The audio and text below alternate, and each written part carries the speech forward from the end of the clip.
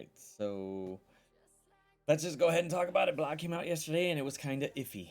Just ish. They give us stuff that we already knew about, but guess we got characters we got to go ahead and beef up because, well, why not? But the blog did give us the actual time of when the Death Scourge is going to happen, and that's basically in version 6.6. So version 6.6 is coming out the patch after next, so but we do know now that it is Wakandan, and there's a few characters on there you can use, and there's some reworks coming along as well, so we might as well just go over because it's vital here. And if you've been playing for a while, or at least a long time, there's a lot of Wakandans you already got access to, and they're probably 7 yellow at least. Red stars iffy, but whatever. But there are a couple more Wakandans that are coming, which is, you know, Nakia and Black Panther 1 million BC, because, you know, he's from back in the day. So, but we're getting 2 more Wakandans that'll make up the War Dog team. So, but there's also more characters that are coming next patch, which are going to be just very, very interesting. We might as well rank them. So let's rank them here. And the way I'm ranking them really is by the ones you definitely need, and then the ones you can kind of wait out a little bit, because there is time before Apocalypse does come, because they're probably going to run a couple more Scourges before they actually get to Apocalypse. So let's get to that one. But the first main one here is Shuri. Shuri, she's part of the Wakandans, so we definitely need her to unlock Death. So her beefing up along with the other Wakandans are a little bit more important than, you know, some other characters that'll be coming out, especially for the Death Sea team and the Undying team, because to unlock Death, you need to have these characters pushed in, along with the Bionic Avengers. Now, we've had some time to put in Bionic Avengers, and trust me, they're freaking amazing, but you're going to need at least some SAC characters too, so you might as well beef up the Wakandans anyway. They're at least, you're double dipping just a little bit here, because now they're going to have a War Offense tag and still the Crucible tag, so they're used in a couple of game modes there. And how I am very, very against War Offense or Defense tags, at least we got something that somewhere else they can be useful just besides Crucible. They're not spectacular, but they do go pretty damn fast, and if you can withstand that onslaught, then it becomes a problem. But Shuri doesn't give too much of an upgrade here, at least here on the offense side.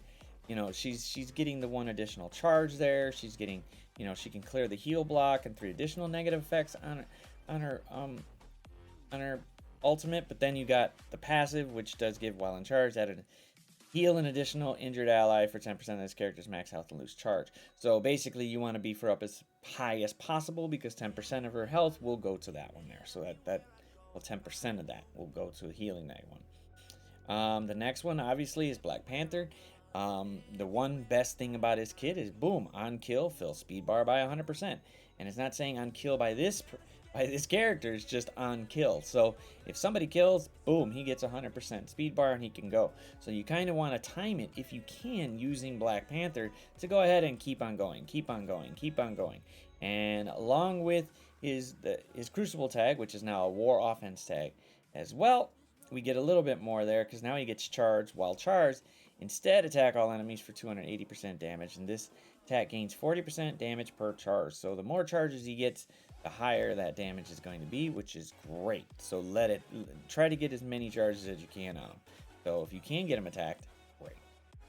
The next big one is Okoye, and while, you know, Okoye really isn't that great of a character, she does get the War Offense tag attached to her Crucible tag. But if this character has 4 more charge, gain 3 ability energy, which means she'll be able to snap off again, which is great, because then she'll be able to go ahead and probably do Precision Strike right away. And those War Offense tags help, but, you know, it's not, at least she's got some piercing damage in there, but according with the War Dog team and having all 5 of them ready to go, which would be the best case scenario. So you have these 3 characters beefed up along with Bionic to take care of nodes 5 and 10, which we all know are usually the nodes that are a pain in the ass. The next big one is Black Panther 1 million BC. So he does basically piercing damage everywhere, and also getting the War Offense tag. So it looks like you definitely need to get this character as soon as he comes out. Now, we don't have any idea how he's going to be pushed out event campaign, milestone, something, but usually Scopely comes up with a way with just giving you just enough to unlock them, but not enough to make them viable anywhere unless you want to pay for it. I'm not paying for it. So, but piercing damage on a character is significant in this game because it bypasses armor. So, and then last but not least, the Wakandans, Nakia, and she is going to be, you know, she's got a really weird kit, but more than likely she's going to be a striker, but then again, she does have some crit on it. So it's kind of like, which one do you do? It just depends. Really, really depends, but I don't know.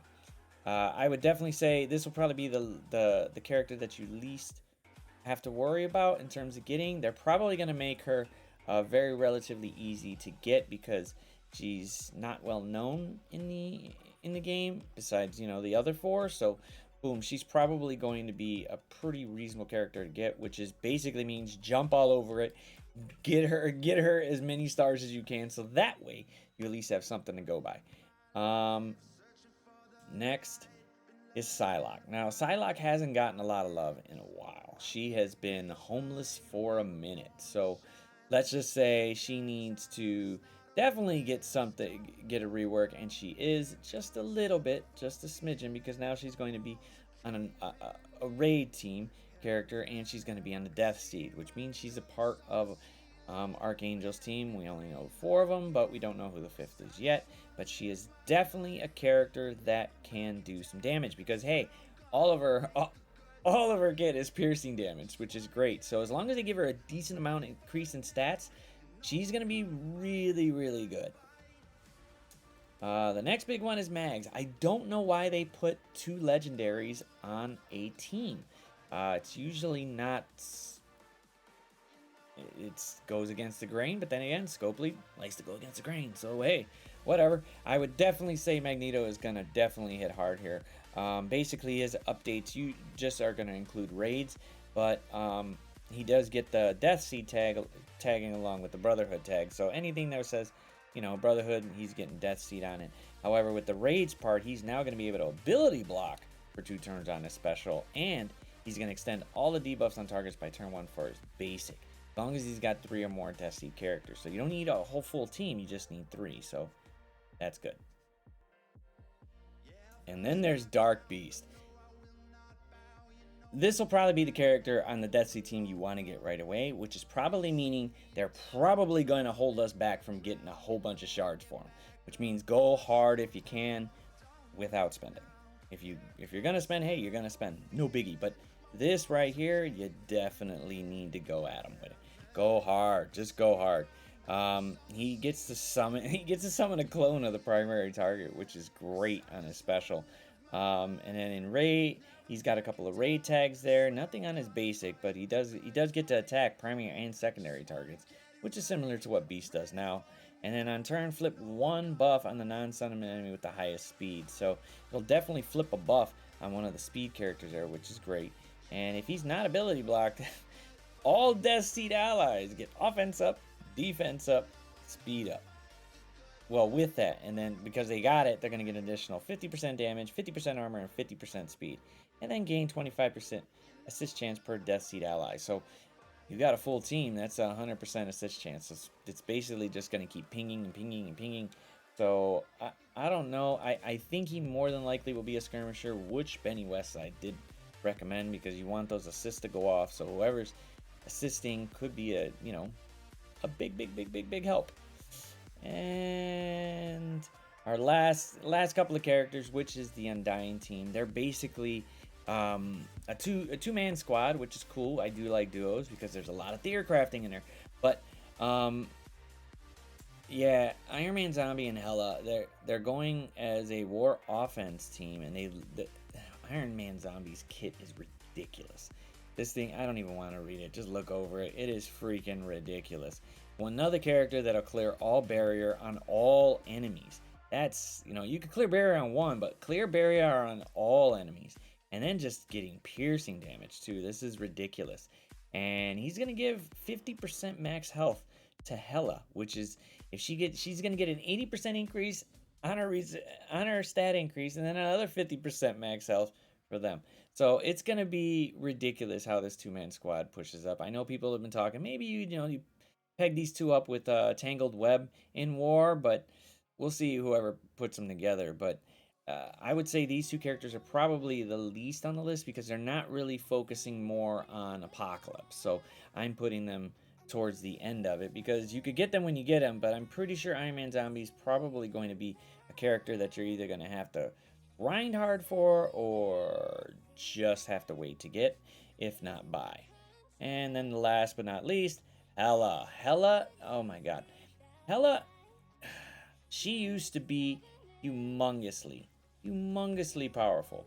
And I don't even know, man. It's just, she fell off once Power Creep came in, and then once the symbiotes came out, kind of made, Greg a pain. But hey, whatever. They could have put a mechanic in there that could stop it, but they didn't. So, but she's only literally getting a stat increase and the Undying tag in there, so no big deal. But she is going to be one of the most health-powered characters and one of the most damage givers in the game.